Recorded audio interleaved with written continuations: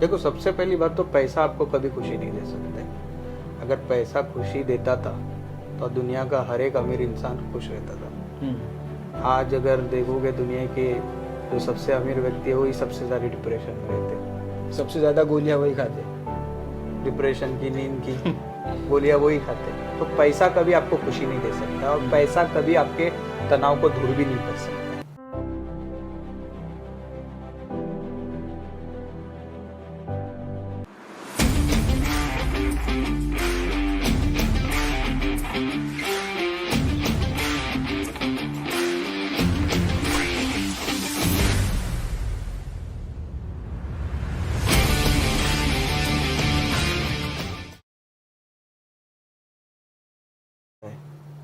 बड़ों के पास तो बहुत सारे रीजन है, ठीक है।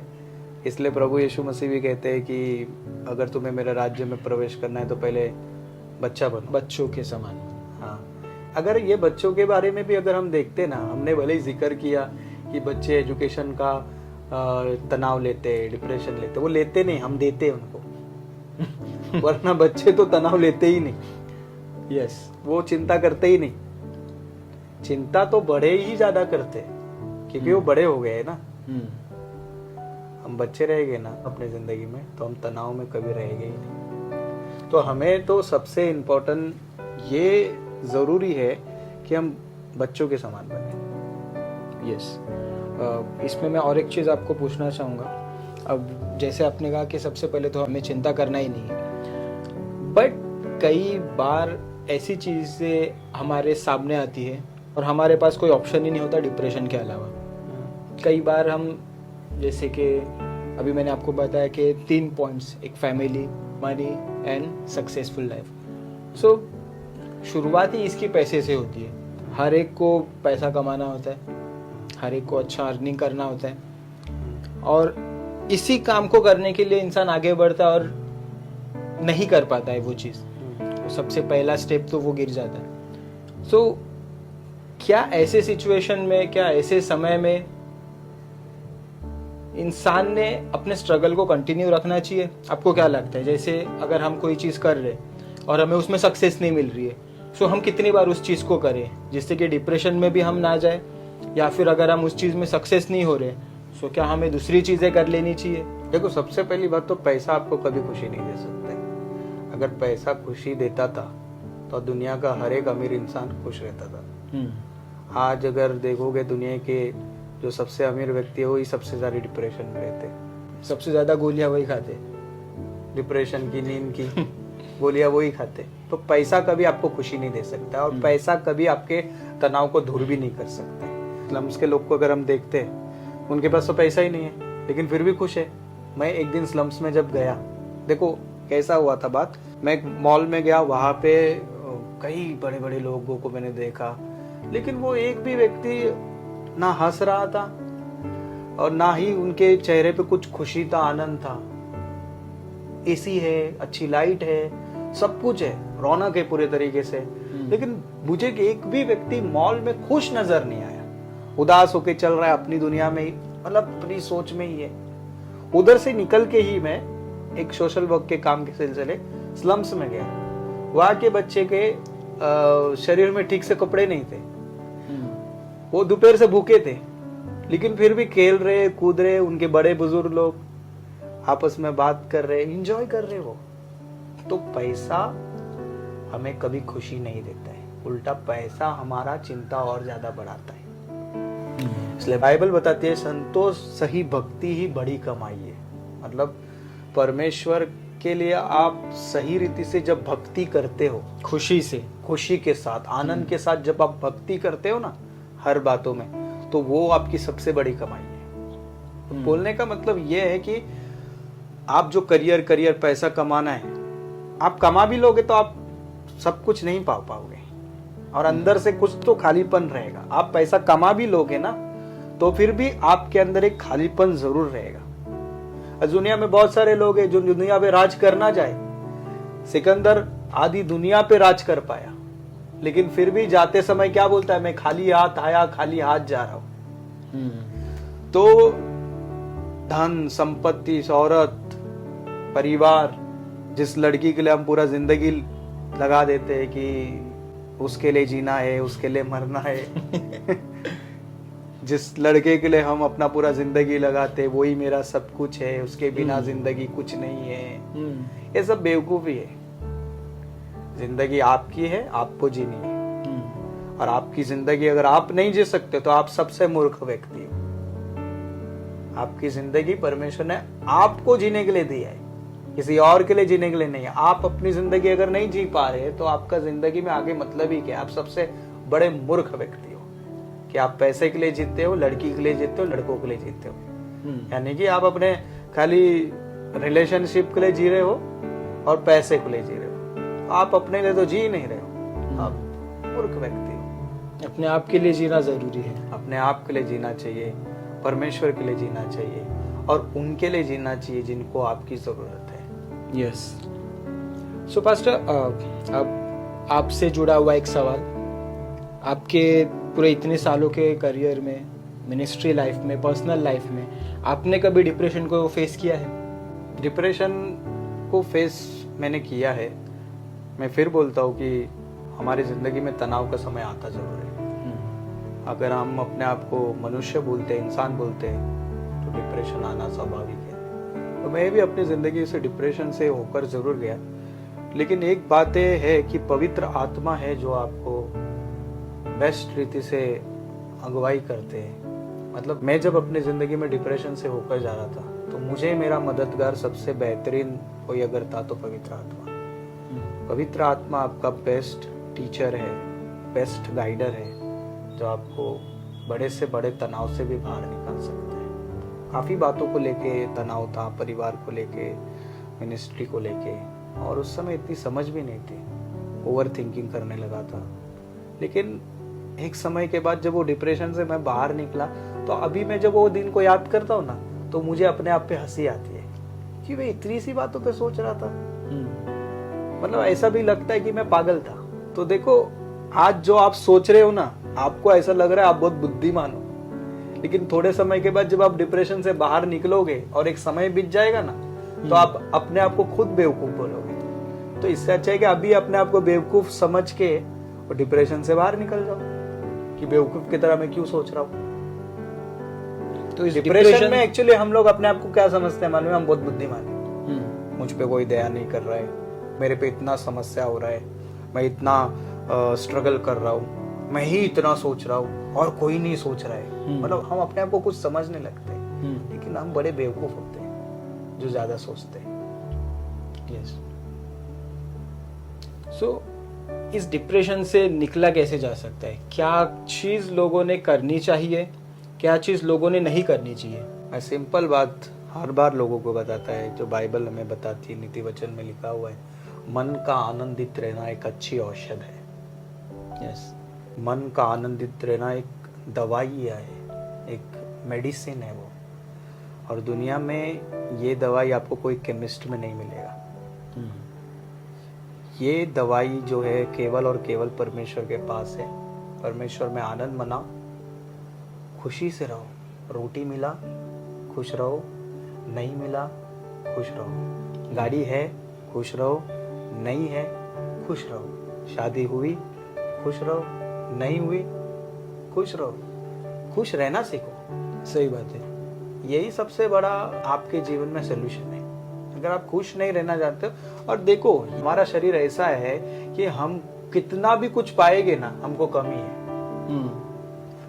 तो एक व्यक्ति को खुश रहना बहुत जरूरी है, और वही इंसान नहीं करता और जिसकी वजह से वो डिप्रेशन में चला जाता है। एग्जैक्टली। जब भी आपके मन में शिकायत शिकायत शिकायत ही रहेगा तो आप कभी खुश रहोगे ही नहीं।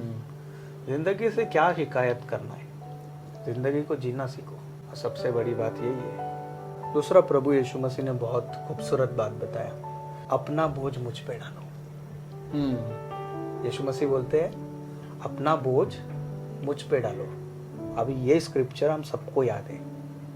हम बोलते यीशु ने कहा अपना बोझ मुझ पे डालो। हम बोलते भी, गाना भी गाते हैं, अपना बोझ यीशु पे डालो। ये सब गाना हम गाते हैं, लेकिन आगे भी यीशु ने कुछ बोला है। क्या मालूम है? मेरा बोझ जो हल्का है वो जिसे तुम उठा सकते हो। मेरा बोझ तुम अपने ऊपर ले लो, जिसे तुम सह सकते हो, और अपना बोझ बोझ पे डालो, आप आनंदित रहोगे। यीशु का राज्य का बोझ, परमेश्वर के राज्य का बोझ हमको उठाना नहीं है। यहाँ पर यीशु मसीह क्या जिक्र कर रहे हैं मालूम है? हमारा परिवार को लेके बोझ होता है, करियर को लेके बोझ होता है, स्टडी को लेके बोझ होता है, और कई सारे बोझ को लेकर हम लोग चलते हैं रोज की जिंदगी में। यस। अब प्रभु को मालूम है हम चाहकर भी ये बोझ नहीं उठा सकते, है ना? हम कितना भी कोशिश करें तो ये बोझ से दब के एक बार जिंदगी हमारी खत्म ही होगी। तो यीशु ने क्या बोला? ये बोझ तुम मुझ पे डाल दो, है ना, और मेरा बोझ तुम उठाओ। तो यीशु का बोझ क्या है? जो लोग अपनी जिंदगी में नाश हो गए, जो लोग अपनी जिंदगी में परमेश्वर को नहीं जानते, जो लोग दुखी है, कई सारे जिंदगी में फंसे हुए हैं, ऐसे तक पहुंचो और उनको परमेश्वर का वचन बताओ, उनके आंसुओं को पोंछो, उनकी सेवा करो। ये यीशु का बोझ है। भूखों को खाना दो। ये बोझ हमको उठाना नहीं है। हम सेल्फिश होके खाली अपने बारे में सोचते रहते हैं। यस। इसके कारण निराश होते हैं। कई सारे ऐसे लोग हैं जिन्होंने दूसरों के आंसू को पोंछा ना, उनका आंसू परमेश्वर पोंछता है। आपका आंसू बहता इसलिए रहता है क्योंकि समय पे आपने किसी के आंसू को नहीं पोंछा। अभी के जो विश्वासी लोग हैं वो अपना बोझ यीशु पे डाल तो देते हैं, लेकिन जो यीशु का बोझ जो खुद को लेना चाहिए वो नहीं लेते। इसके कारण कई बार अपने जिंदगी में फिर वो आलसी हो जाते हैं। आलसी होते होते अपना शरीर का ही बोझ इतना बढ़ा देते कि बाद में वो बोझ को उठा के लेके चलना मुश्किल हो जाता है। यहाँ पे हम गीत को गाते, बोझ सबके गुनाह का उठा के वो लिए चला, और हमारे लोग जो है वो पिज्जा बर्गर का बोझ उठा के लेके चलते हैं। मैं क्या बोलना चाहता हूँ कि ये लापरवाही के कारण कई बार शारीरिक तौर पे इंसान बीमार होते जाता है, क्योंकि कोई एक्टिविटी नहीं है, बीमारी आ जाती है, और उसके बाद हम यीशु मसीह पे विश्वास कर रहे हैं, हम परमेश्वर पे विश्वास कर रहे हैं, और फिर सोचने लगते हैं ऐसा हमारे साथ क्यों हो रहा है? ये हो इसलिए रहा है क्योंकि बोझ दे दिया यीशु पे, और खुद मौज करने लगे, और मौज इतना करने लगे कि अपने जिंदगी में जो रिस्पॉन्सिबिलिटी है उसको ही छोड़ दिया। यानी कि मैंने कहा ना कि जो व्यक्ति दूसरे के आंसू को नहीं पोंछता है उसके भी आंसू को पोंछने वाला कोई नहीं रहता है। तो सेवा करो, अपने आप को सेवा में मेहनती बनाओ, हार्ड वर्कर बनाओ, परमेश्वर के राज्य में दौड़ो। जैसा पौलुस बोलता है, मैंने अपनी अच्छी दौड़ दौड़ी। और दौड़ने वाला जो व्यक्ति होता है, जो परमेश्वर के राज्य में दौड़ता है ना, वो व्यक्ति कभी भी अपने जिंदगी में तनाव में नहीं रहता है। आज लोगों को सोशल मीडिया से निकलने का ही फुर्सत नहीं है। दिन भर आज का जनरेशन सोशल मीडिया में पड़ा है। वहां पे रहते रहते कई सारी चीजों को करते हैं, सोशल मीडिया में पड़े रह के प्रॉब्लम्स बढ़ा देते हैं, कई सारे रॉन्ग रिलेशन में फंस जाते हैं, फिर डिप्रेशन तो आना ही है। आज का वर्ल्ड में डिप्रेशन का आने का सबसे मोस्ट फैक्टर सोशल मीडिया भी है। आज के समय को अगर हम लोग देखते तो इजीली हम लोग वीडियो कॉल करते हैं, चाहे फिर कोई अमेरिका में हो, लंदन में हो, कहीं पर भी हो, वीडियो कॉल पे बात करते हैं। ऐसा लगता है कि वो इंसान अपने करीबी है। पहले का जब वक्त था तो उस समय ना वीडियो कॉल था, ना कॉल था, ना कुछ था। एक व्यक्ति को चिट्ठी भेजना है तो 1 महीना इंतजार करना है, 1 महीने के बाद उसका रिप्लाई आता था। लोग दूर थे लेकिन फिर भी प्यार में थे। आज लोग नजदीक है सोशल मीडिया के थ्रू, लेकिन फिर भी आज लोगों के जिंदगी में प्यार नहीं है, तनाव है। के पीछे रीजन क्या है? क्योंकि आज लोगों ने इंसानों के साथ जो रिश्ता, जो खुशियों को बांटने का जो सोर्स था, जो तरीका था, वो बदल दिया है। आज किसी को विश करना है तो मोबाइल से विश करेंगे। पहले के हैंडशेक करते थे, हग करते थे। देखो, स्पर्श में भी कुछ बात ही छुपी है। एक इंसान जब किसी के सर पे हाथ रख के बोलता है टेंशन मत ले, आज मोबाइल में बोलता है टेंशन मत ले, है ना। पहला कुछ होता तो लोग हग करते थे, अरे कुछ नहीं, नाम है ना आपके साथ। आज लोगों को हग करना है तो मोबाइल में हग कर देते हैं। कुछ भी करना है तो आज लोग टेक्नोलॉजी का इस्तेमाल कर रहे हो। टेक्नोलॉजी से किसका क्या स्पर्श का एहसास होने वाला है। तो कई बार ये भी चीजें है जिसके कारण आज इंसान अपने जिंदगी में आनंदित नहीं रह पा रहे, क्योंकि सोशल मीडिया में ज्यादा फोकस कर रहे हैं, डिजिटल चीजों पे हम ज्यादा फोकस कर रहे हैं। तो कभी कभी हमको इससे बाहर निकलना चाहिए और अपने प्रैक्टिकल जिंदगी में आना चाहिए, है ना। एक समय था लोग खेल कूद में इन्वॉल्व होते थे, कितने गेम्स खेलते थे, है ना। हमारे पास बचपन में खेलने के लिए कितने सारे गेम्स थे, कितना कुछ हम लोग एक्टिविटी करते थे। आज के बच्चे देखो मोबाइल में पड़े हुए हैं, मोबाइल में गेम खेल रहे हैं। पता है लोकल ट्रेन में आज जाओ आप लोग, सब लोग मोबाइल में पड़े हुए हैं। पहले लोग लोकल ट्रेन में जाते थे, आपस में बात करते थे, घर का सुख दुख पूछते थे, क्यों आज निराश है, क्यों आज तकलीफ है। आज लोग मोबाइल में पड़े तो किसी को मालूम ही नहीं, कोई टेंशन में कि उन क्या है, क्योंकि मोबाइल में वो बिजी है। तो दोस्त अगर आया ट्रेन में तो उसको तो मालूम ही नहीं, क्योंकि वो मोबाइल में बिजी है। पहला कोई भी व्यक्ति अगर टेंशन में होता तो पूछते थे क्या हुआ, आज ऐसा मूड है तुम्हारा, आज ऐसा चेहरा क्यों दिख रहा है। आज तो चेहरा ही नहीं दिख रहा है, लोग मोबाइल में सर झुका के बैठे हुए। तो ये भी आज के तारीख में डिप्रेशन का एक फैक्टर है, कारण है कि हम लोग ये टेक्नोलॉजी से बाहर नहीं निकल रहे और हमको निकलना पड़ेगा। लोग कहते हैं टेक्नोलॉजी बढ़ने के कारण हमारा समय बच रहा है, जल्दी काम हो रहा है, लेकिन एक और हम ये नहीं देख रहे कि हमारा समय बर्बाद भी हो रहा है और जिंदगी भी बर्बाद हो रहा है, उसको बचाना जरूरी है। वेरी ट्रू, ग्रेट, बहुत ही अच्छा लगा स्पेशली इस डिप्रेशन के टॉपिक को आपके साथ डिस्कस करके।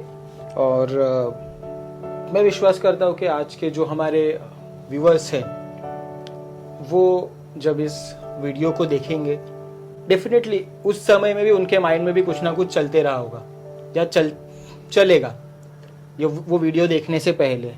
और जब वो इस वीडियो को देखेंगे, इस पॉडकास्ट को सुनेंगे, मैं विश्वास करता हूँ कि ये बात जो आपने अभी इस पॉडकास्ट में कही है डेफिनेटली उनको वो हिट करेगी कहीं ना कहीं। बहुत ही डीप बात डिप्रेशन के इस टॉपिक के ऊपर आपने अभी कही। और ज़रूर ये चीज़ों से, इन बातों से किसी ना किसी के लिए डिप्रेशन से निकलने के लिए ये एक चाबी बनेगी। क्योंकि डिप्रेशन से निकलना, जितना मैंने अब तक सुना है, डिप्रेशन से निकलना इतना आसान नहीं है। अभी जैसे आपने कुछ समय पहले कहा कि जो ज़्यादा अमीर पैसे वाले लोग होते वही सबसे ज़्यादा डिप्रेशन में होते हैं। और कई सारे ऐसे साइकेट्रिस्ट के बारे में मैंने सुना है कि उनके पास ऐसे बड़े बड़े लोग आते हैं डिप्रेशन के परिस्थिति से निकलने के लिए, और काफ़ी चैलेंजिंग होता है उनके लिए इस सिचुएशन को टैकल करना, और नहीं होता है, कई बार नहीं होता है। सो सही बात है कि पैसा होना सब कुछ नहीं है, पैसा होने से डिप्रेशन नहीं आता, ऐसे नहीं है। सबसे पहली चीज़ तो मैं आप सभी को बता दूं कि आप सभी को खुश रहना बहुत ज़रूरी है। आप जितना खुश रहोगे, आपका दिल जितना खुश रहेगा, आपकी बॉडी जितनी पॉजिटिव एनर्जी को बाहर निकालेगी, उतना आप अच्छा महसूस करोगे, राइट। और उतने आप डिप्रेशन से दूर रहोगे। You are just one step behind. आपकी एक सोच, आपकी एक डिसीजन मेकिंग पावर आपको डिप्रेशन में जाने से रोकेगी या फिर आपको डिप्रेशन में ढकेल देगी। सही बात है, बस सही बात है। एक सोच, एक डिसीजन हमें लेना है कि हमें ये डिप्रेशन में जाना है या नहीं, और वहीं से हम सक्सेस तक पहुंच सकते हैं उस डिप्रेशन से निकल के। So thanks a lot pastor, आपके कीमती समय के लिए जो आपने हमारे साथ यहाँ पर शेयर किया। आप सभी को मैं बताना चाहूँगा, डिप्रेशन बहुत ही बुरी चीज़ है। डिप्रेशन बहुत ही खतरनाक चीज़ है, स्पेशली अगर आप सोशल मीडिया यूज़ करते हो, अगर आप सोसाइटी में लोगों से डरते हो, अगर आप सोसाइटी के ज़्यादा से ज़्यादा लोगों की बातों को सुनकर उसका नेगेटिव इम्पैक्ट अपने ऊपर बना लेते हो, तो ये आज का पॉडकास्ट आपके लिए बहुत ही हेल्पफुल है। ज़रूर इस पॉडकास्ट को शेयर करें आप, जो ज़्यादा से ज़्यादा डिप्रेशन में है, जो कमज़ोर है, जो उदास है, उन तक इस वीडियो को पहुंचाओ ताकि डिप्रेशन से निकलने के लिए उन्हें सहायता और हेल्प मिले। डिप्रेशन से निकलना बहुत ज़रूरी है ताकि एक हंसता खेलता शरीर जो परमेश्वर ने आपको दिया है उसे आप संभाल सको। सो पास्टर, थैंक्स अ लॉट फिर एक बार आपके इस कीमती समय के लिए। और मैं आप सभी को बताना चाहूँगा, जितने भी हमारे व्यूवर्स हैं, ऐसे ही आपका प्यार हम सभी को देते रहिए। हमारी पूरी टीम इस पॉडकास्ट को करने के लिए बहुत मेहनत करती है। नए नए टॉपिक्स को आप सजेस्ट कर सकते हो हमें, जिसके ऊपर हम और ज़्यादा मेहनत करेंगे और नए नए ऐसे वीडियोस को आपके सामने पेश करेंगे। पास्टर, आज का ये वीडियो आपको स्पेशली कैसा लगा? बहुत अच्छा टॉपिक था और ये बहुत ही ज़रूरी विषय था लोगों के लिए, खासकर ये बहुत ज़रूरी और इम्पोर्टेंट टॉपिक था। और जो चीज़ को हमने इस समय डिस्कस किया, मैं आशा करता हूँ कि इसके द्वारा बहुत सारे लोगों के लिए एक सहायता का कारण बनेगा, उनको इसके द्वारा बहुत कुछ प्राप्त होगा। यस, थैंक्स अ लॉट हमारे इस वीडियो के साथ बने रहने के लिए। मैं फिर एक बार आपको उत्तेजित करना चाहूँगा, इस वीडियो को और भी शेयर करें, लोगों तक पहुँचाएं, ताकि इस वीडियो के माध्यम से हम और लोगों तक पहुँचें और जो डिप्रेशन के शिकार हैं, जो उस डिप्रेशन में है, उन तक हम एक नए सॉल्यूशन को पहुँचा सकें। सो दिल की बात आपके साथ में मैं नितेश आप सभी का धन्यवाद करता हूँ और मिलेंगे अगली बार नए वीडियो के साथ में, नए टॉपिक के साथ में। तब तक बने रहिए हमारे साथ। और अगर आपने हमारे पिछले कुछ वीडियोस को देखा होगा तो वो आप लोगों तक ज़रूर शेयर करें। अगर नहीं देखा होगा तो आपको डिस्क्रिप्शन बॉक्स में हमारे पिछले वीडियोस की लिंक मिल जाएगी। अगर आपको कोई नया टॉपिक पता चलता है जिसके ऊपर हम पॉडकास्ट बनाएं तो ज़रूर हमें कमेंट करके बताएं। और ये स्पेशली आज का वीडियो आपको कैसा लगा आप हमें बता सकते हैं इस कमेंट बॉक्स में नीचे। तब तक के लिए धन्यवाद।